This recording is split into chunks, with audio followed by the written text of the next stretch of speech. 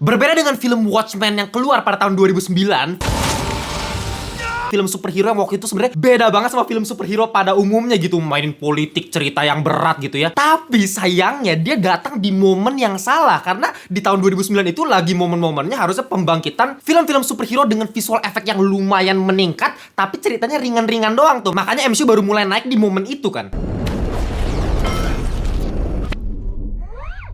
Dan Watchmen di saat itu jarang banget ditonton dan orang pada nggak ngerti gitu, ini film apaan sih? Nah, kebalikannya film Dune Part 2 yang bakal kita review kali ini bagaikan superhero yang datang di tengah badai bencana, men. Dimana film superhero sekarang udah mulai stagnan, film-film yang bener-bener happy-happy doang sekarang udah template-nya gitu-gitu doang, orang udah mulai bosen, pengen mencari sesuatu yang berbeda, dan muncullah si Dune Part 2 ini yang bisa bikin kalian semua tuh kayak what the hell gitu setelah menonton film yang satu ini. Bahkan Christopher Nolan, sang sutradara impian kalian semua, yang rival abadinya sutradara film Dune Part 2 ini, bilang kalau misalnya Dune Part 2 ini layak disandingkan dengan Star Wars Empire Strikes Back. Itu kan film Star Wars terbaik sepanjang masa. Lu bayangin Nolan sampai bilang komparasi antara Dune Part 2 sama Star Wars Empire Strikes Back. Lu bisa bayangkan ini film segila apa. Dan setelah gua pantau review-review lokal kita semua, pada compare film yang satu ini bahkan sama Lord of the Rings, itu yang kayak gue nggak, ini lebay nggak ya? Pasti mungkin kalian bilang gitu kan, ini kayak terlalu lebay, masa di compare sama Lord of the Rings yang sedewa itu, seinfluensional itu. Nah, kalau kalian pengen tahu lebay atau enggak, apakah emang ini film segila itu, tonton video ini sampai habis ya.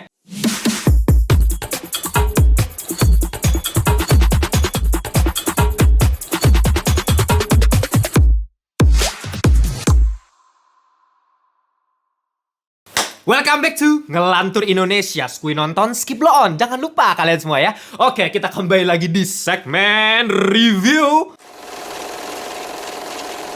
Dan review non-spoiler seperti biasa. Karena kali ini kita akan membahas sebuah film yang kayaknya ini bisa dibilang magnum opusnya sutradara, bisa dibilang salah satu yang terbaik bahkan bagi para sinefil di saat ini gitu ya. Dune Part 2. Ya, kalau misalnya kita ngeliat ya deretan tim di balik film yang satu ini udah ibarat tuh all star, udah kayak Los Galacticos, Real Madrid itu, ada Roberto Carlos, Zidane, David Beckham, Luis Figo, dan kalian bisa sebutin lah semuanya. Ya, lu bayangin aja, dari kita mulai IP-nya dulu nih, basic ceritanya dari mana? Dari novel karya Frank Herbert tuh, novel Dune tuh yang udah lama banget tuh novel, dan emang itu masterpiece sekali dari sisi ceritanya. Dan DOP-nya yaitu Greg Fraser, yang kalau kalian nggak tahu dia itu udah beberapa kali jadi DOP atau sinematografer dari film-film sci-fi yang udah terkenal lah. Rogue One dulu dia pernah jadi sinematografernya, atau misalnya The Creator yang kita udah pernah bahas dia juga. Bahkan film The Batman yang kita tahu sendiri, dia nggak rely on visual effect CGI, dia cuma rely lewat sinematografi yang bisa bikin filmnya sekeren itu. Itu siapa? Greg Fraser juga. Jadi dari IP-nya udah keren, sinematografi keren, musiknya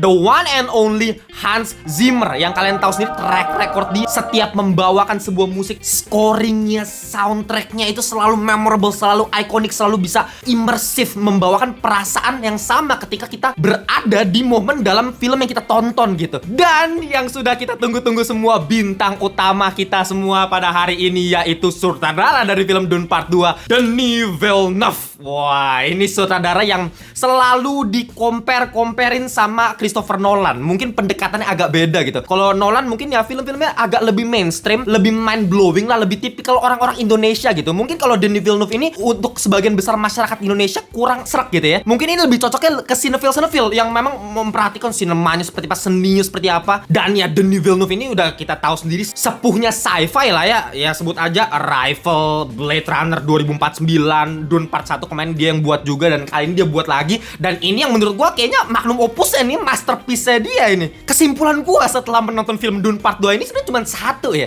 Kayak ya satu-satunya ini adalah menurut gua ya kelemahan paling fatal dari film Dune ini. Jadi kayak kalau mau nanyain, bang, kelemahan fatal dari film Dune apa? Cuman satu. Dan ini menurut gua kesimpulan. Apa kesimpulannya? Lu gak ada alasan gak nonton film Dune Part 2 ini, kecuali Anda belum nonton Dune Part 1. Gitu loh. Lu kalau misalnya gak nonton Dune 1, ya lu menurut gua kayak ya lu gak bisa nonton Dune 2, karena ini bener-bener berkesinambungan. Kayak LOTR 1, 2, 3 itu kan nyambung terus tuh ceritanya. Atau misalnya kayak Avengers Infinity War ke Endgame itu kan ibarat kayak part 1 part 2 2 ya. Sama, ini kan part 2 juga. Jadi ceritanya lu bener-bener harus ikutin yang pertama, baru bisa tahu yang kedua, baru bisa dapetin experience yang luar biasa di yang kedua. Dan cuman itu doang menurut gua kelemahan dari film ini. Ya selebihnya paling kesalahan yang menurut gua minim banget, yang kayak lu harus bener-bener perhatiin banget kayak, nah ini kayak ada kurang sedikit, tapi itu kayak maksa gitu loh. Jadi kalau kayak kita sebagai penonton awam, lu nonton kayak lu kayak bener-bener kecuci otak, lu kayak ini film keren gitu, kayak dihipnotis sumpah di depan lu, karena memang lu bener-bener imersifnya dapet, lu bener-bener masuk ke suasana itu, lu bener-bener bisa kayak mau berdiri sendiri, mau tepuk tangan sendiri. Kita mending standing applause dulu ya. Enggak, jangan pakai celana pendek gua. Oke, kita ngomongin berarti film pertamanya dulu sebagai konteks dari film Dune Part 2 ini, yang buat gua gak terlalu impress banget loh sama film Dune yang pertama itu. Orang bilang, ini film keren banget. Bener gua just keren, just oke lah, bagus, cuman kayak yang wah, nggak ada menurut gue. Tapi sekarang gue baru tahu kenapa film Dune yang pertama itu nggak dibikin semegah semewah yang gue harapkan, karena memang film Dune 1 itu ibarat kayak dasarnya basic cerita dari franchise Dune ini aja. Jadi memang menurut gue Dune 1 kayak ngeset world buildingnya seluas apa. Jadi kan kita yang apalagi nggak baca novel Dune gitu ya, kayak Frank Herbert, jadi kita kayak out of nowhere gitu. Ini Dune apa? Kalau misalnya Star Wars kan dibangun 4, 5, 6, 1, 2, 3, franchise-nya udah luas gitu. Nah, ini kayak Dune 1 kayak ya gimana caranya si Denis Villeneuve ini ngebawa cerita Dune yang sebenarnya luas, perluasan world buildingnya dibikin dalam satu film doang. Itu kan ribet. Nah, makanya menurut gua inilah pinternya si Denis Villeneuve, dimana dia memecah nih. Jadi dipecah jadi 2 part, dimana di part satunya ini ngeset world buildingnya, ngebangun karakternya si Paul Atreides ya, si Timothée Chalamet ini sebagai protagonis utama kita, pendalaman karakternya seperti apa, ini orang siapa sih, itu di film pertamanya. Dan yang sudah pasti pemetaan politiknya seperti apa. Jadi kekuatan politik tuh ada di pihak mana aja sih, yang koalisi yang mana aja sih, itu di film pertamanya. Jadi bener-bener kalau lu nonton film 2 tanpa yang pertama, lu kayak out of nowhere aja, lu gak bakal ngerti apa-apa. Ya gue ngerti banget sih kayak ya menjadi kelemahan di Dune 1, cuman menurut gue ya itu adalah pengorbanan yang dibutuhkan sama Denis Villeneuve supaya membuat film kedua jadi kayak gini nih. Kayak sekarang gue jadi reviewnya kayak orang gila gitu. Nah, karena memang pengorbanan yang sudah dilakukan di film pertamanya. Kalau misalnya itu nggak dilakukan, ya nanti yang terjadi kayak filmnya misalnya Zack Snyder Justice League ya.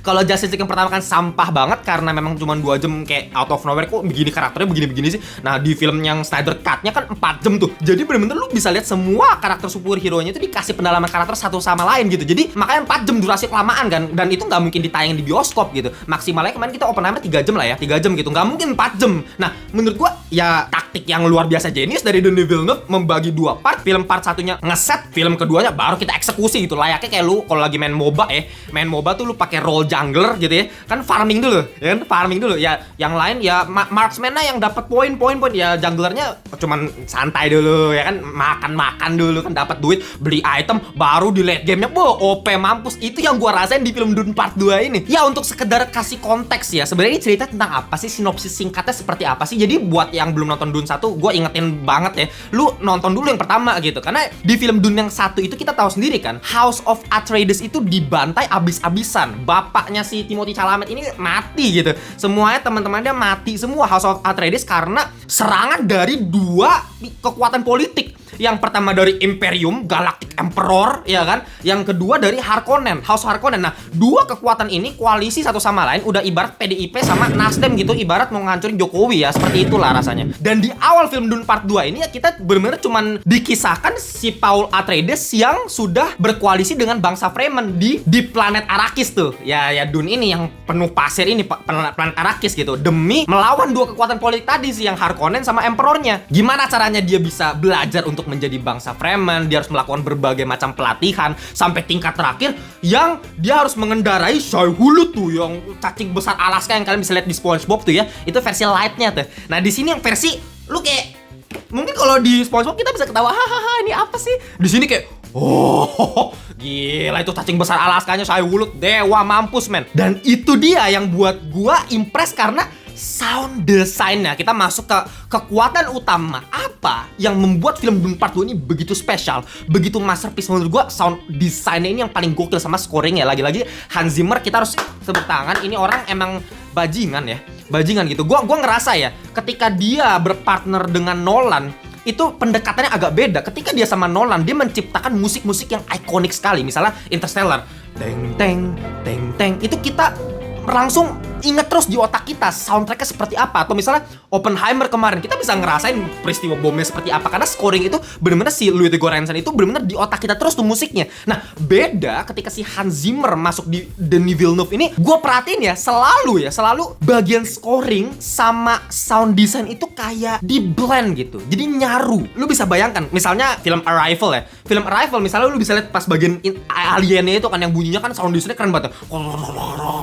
Itu kan aliennya ngeri banget gitu sound desainnya. Tapi ada scoring di belakang itu nyaru. Jadi kayak bukan membuat kita ikonik gitu. Makanya gue juga pengen kasih tau kalian, mungkin kalian selalu menyamakan film Dune ini sama Star Wars gitu kan. Dua IP, kekuatan IP yang sangat luar biasa. Tapi Star Wars itu udah duluan. Maksud gue duluan terkenal ya. Meskipun sebenarnya Dune itu kan ceritanya lebih di awal daripada Star Wars gitu. Cuma maksud gue Star Wars itu jauh lebih gampang diterima sama masyarakat. Gue yakin. Beda sama Dune ini yang menurut gue cuman golongan tertentu doang yang bisa menyukai film yang satu ini. Kenapa? Karena Star Wars itu dengan kostum-kostum yang menurut gue lebih eye-catching. Ya kan, lu lihat dari Stormtrooper, Darth Vader gitu kan, itu kan ikonik sekali. Bahkan musiknya John Williams, karena John Williams dari dulu kan partner sama Steven Spielberg, kita tahu sendiri selalu menciptakan musik yang ikonik sampai sekarang gitu, dan selalu timeless tuh ibaratnya. Jadi sampai anak cucu kita, mereka bakal tahu tuh scoringnya si John Williams, yang kayak misalnya tadi Star Wars kan kayak dam dam dam dam dam. Nah, itu mendapatkan kesan ikonik, tapi di sisi yang lain agak childish, kerasa kan? Agak ya buat asik-asikan, lebih mainstream. Nah, kalau Dune ini menurut gue lebih mature, lebih buat dewasa. Bener-bener lu ya harus otak dewasa yang mencerna dari segi musiknya pun, scoring sama sound design itu kayak agak ngeblend, jadi lebih ngebangun perasaan yang imersif.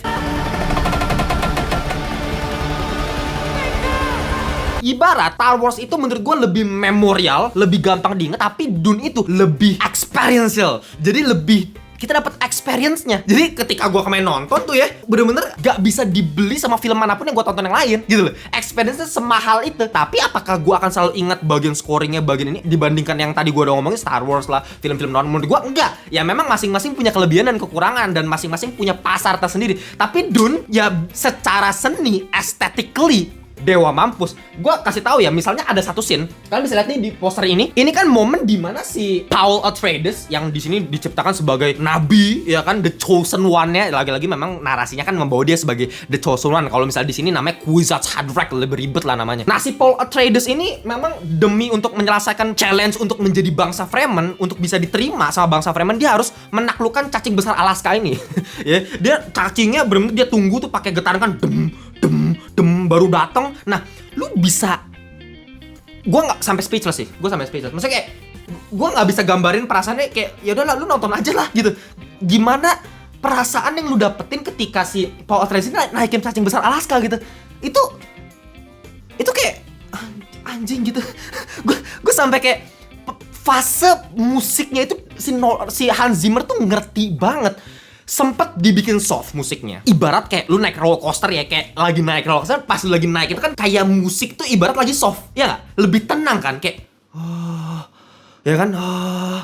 Nah, pas di ujung sini, pas roller coaster itu melaju dengan cepat dari atas, itu baru kita teriak.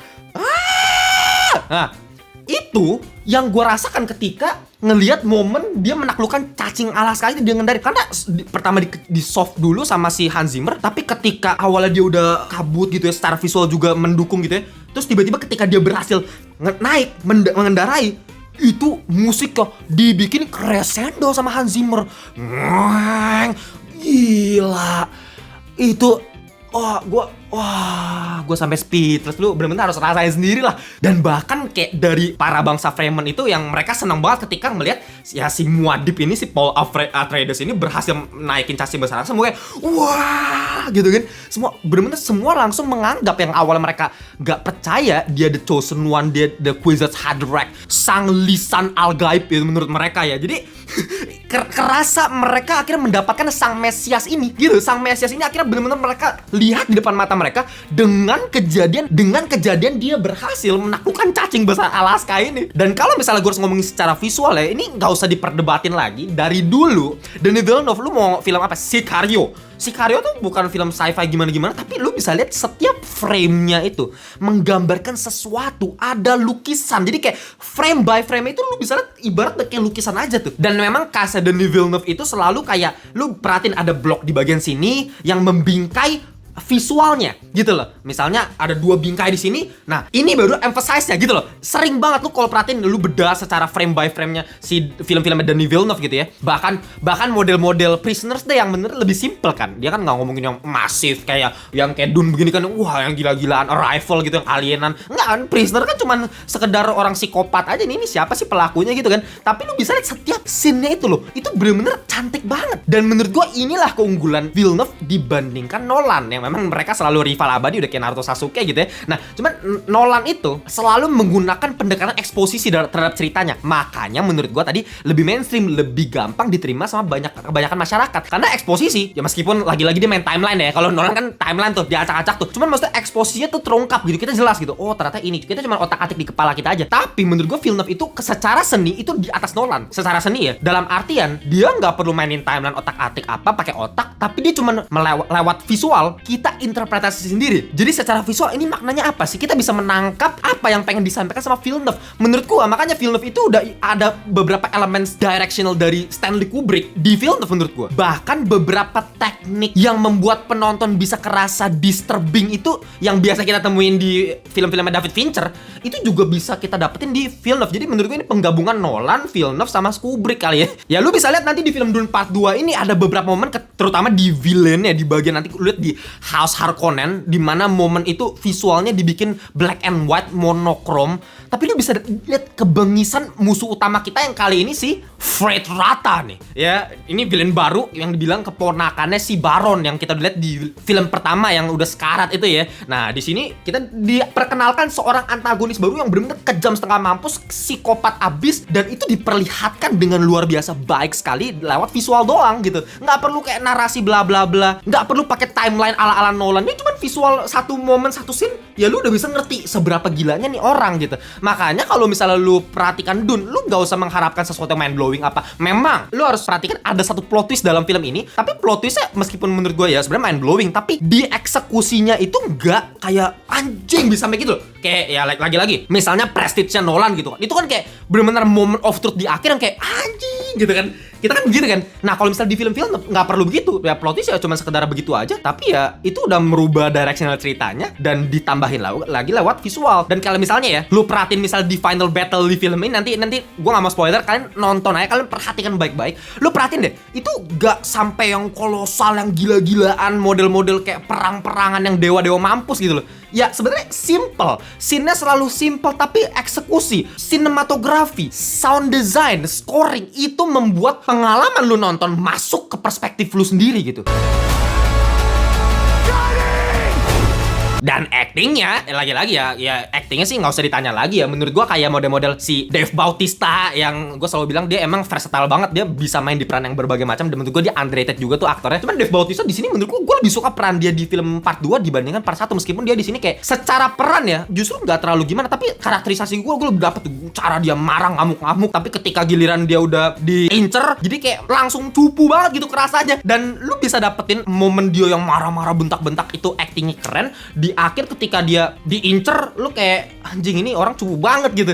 Nah itu kan perasaan yang lu bisa tangkap cuma dari visual dan musik aja kalau Villeneuve ini. Dan Timothée Chalamet gue nggak nyangka ya, ini orang menurut gue nggak terlalu mikir kayak ini aktor TRS atau gimana. Gue dari dulu kayak ya just ya bagus aja Timothée Chalamet dari dulu gitu. Bahkan ketika terakhir kita kan nonton apa Wonka terakhir ya, Wonka sebagai karakter utama ya bagus ya, cuma sih nggak ada yang bikin gue. Tapi justru sumpah di sini ya sebagai muadib nih ya, muadib usul nih anjing, dia cuma kayak marah gini kayak silence, wah anjing itu kayak itu ngeri banget. Kita bener-bener di posisi situ kayak kita bener-bener disuruh diam lu ya, anjing itu ngeri banget pak. Dan yang sudah pasti kalau misalnya kita compare sama film pertamanya, buat gua salah satu concern gua dalam film pertama itu adalah fasenya. Gua tahu Villeneuve itu memang selalu menggunakan fase yang lambat ya. Gua juga tanya sama beberapa temen gua, ada yang ketiduran nonton film Dune Part 1 gitu. Gua juga ada beberapa momen yang bikin gua agak ngantuk di film Dune 1 karena memang fase itu lambat sekali. Cuma buat kalian yang takut nonton film fase lambat, kalian gak usah takut nonton film Dune Part 2 ini. Meskipun 2,5 jam men, tapi fasenya jauh lebih enak. Kenapa? Lagi-lagi dikorbanin di film pertamanya fase lambat terlibat di jalan ini semuanya.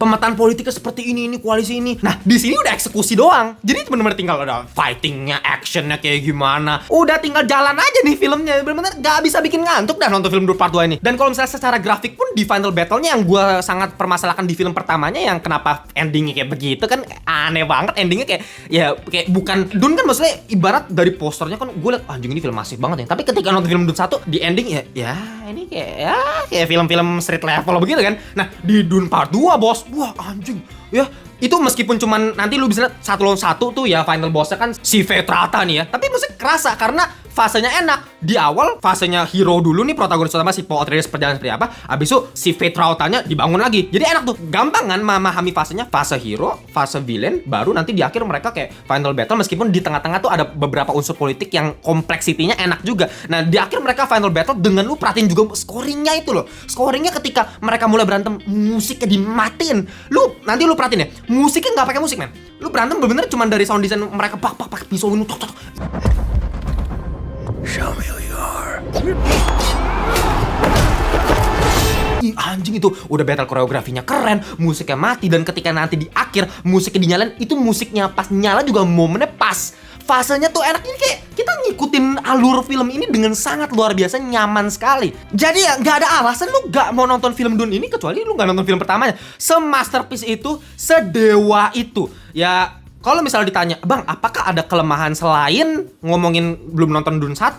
Menurut gue ya kelemahannya minim. Kayak misalnya di akhir-akhir tuh ada beberapa scene yang menurut gue kayak terlalu, kok jadinya cepet banget gitu. Jadi ada beberapa yang dibikin cepet, kerasa, karena selebihnya fasenya kan lumayan lambat tuh. Satu-satu pelan-pelan gitu, diracik satu-satu. Tapi ada beberapa yang cepet, jadinya kan jadi agak kerasa nih perbedaannya gitu ya. Dan jadi kayak scene-nya cuman sekedar, yang penting ada scene ini cuman ditaruh gitu. Itu ada beberapa scene kayak, ya paling satu scene atau 2 scene doang kayak gitu.